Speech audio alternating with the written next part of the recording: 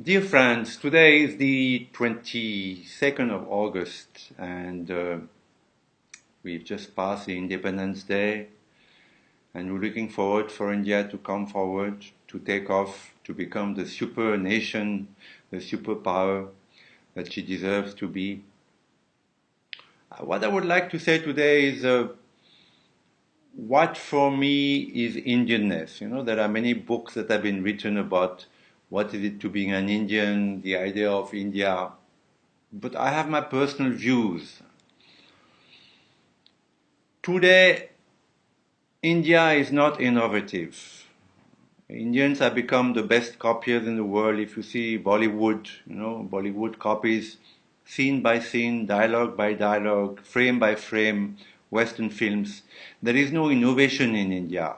Whereas in the ancient times, even till the Mughals, India was considered, a country where so many things were invented, from mathematics to, chess and astrophysics.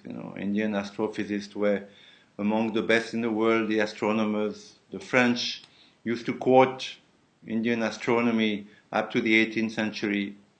So India was a country of innovation. Today, because of colonization, because of the invasions, because of so much trouble that has come to India, India has lost that imagination, that power of innovation. Why? If you see your schools today, your universities, what you're doing is that you produce clones, You only teach them Western values, Western literature, Western mathematics, Western heroes. And as a result, your students, however brilliant they are just copiers. And they're good for export. Most of them, including, the children of the BGP and the RSS even, go abroad to universities and eventually settle there, have children. These children become totally American or British or Canadian, and they're lost to India and they're lost to themselves. Now, what is Indianness? The first quality of Indianness is to know about your own culture.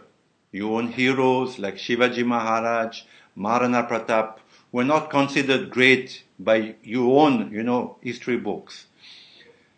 Your own poets, Kalidasa is probably one of the greatest poets ever in the world, on par with Homer, on par with Shakespeare. Even today, translated from the Sanskrit to English, you can see the power of Kalidasa. But is Kalidasa taught in Indian schools? Not at all.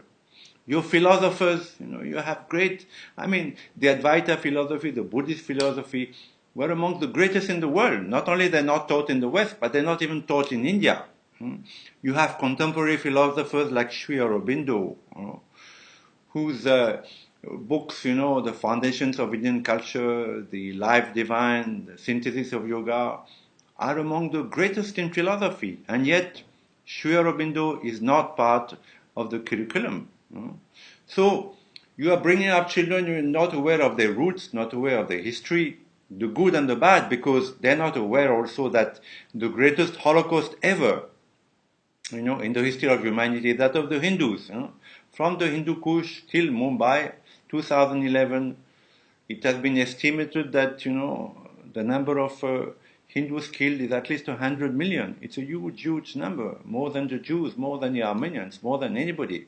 So, even the dark side of Indian history is not known by your children. As a result, your children, they're not Indian. They might have some love for Bollywood, they might, have a little bit of pride for cricket, but this is not Indianness. The first quality to be Indian is to know about your roots. As a Frenchman, I know about Napoleon, the great warrior. I know my great poets. I'm taught in school, from kindergarten onwards, were my great warriors. So I grew up proud to be a French. So Indians today are not proud to be Indian. Hence, they do badly in Olympics. The fact that Indians do so badly in Olympics is also because they lack nationalism. They lack roots. They lack the feeling of being proud to be Indian. So this is a great lacuna in Indian education. What is the second quality about Indianness? Is to know about your spirituality. Indian spirituality is probably the most ancient and the last alive in the world today. In India, people still know what is death, what is life, what is rebirth, what is karma, what is dharma, how the divine manifests himself or herself at different times under different names, which is the concept of the avatar, and this is why Hindus, are able to worship the Christ, Buddha, Mohammed, Krishna. This is unique in the world. Who am I? That question has been lost. It used to be known in Egypt, in Greece, Mesopotamia. Today, people don't know anymore. They think there's only one life, and then you go to hell or heaven, or if you blow yourself up, you get 27 virgins, all, ignorance. So that knowledge is still alive and present in India, and there are tools to that knowledge. Pranayama, the science of the breath, to make yourself feel better, to get a better mind, to get a better body through certain exercises. This is a very valuable tool which should be taught in school. From kindergarten onwards, there are simple pranayama that children can learn. The Art of Living Foundation of Sri Sri Ravi Shankar has such courses for children, for adolescents, which give them a tool to be, better people later in life. Meditation, the art of meditation, which is very logical and very beautiful, observing your breath in the nostrils, repeating the name of your God in your heart, these are simple tools which should be incorporated into Indian education. Then you will produce Indians who are aware of their greatness, and who would be proud to be Indian and would excel in business, in sports, in government. But today, the Nehruvian, what Nehru did is that he scrapped all this. And the Nehruvian legacy is a very heavy legacy to bear for India. And it'll take many, many more years to be rid of.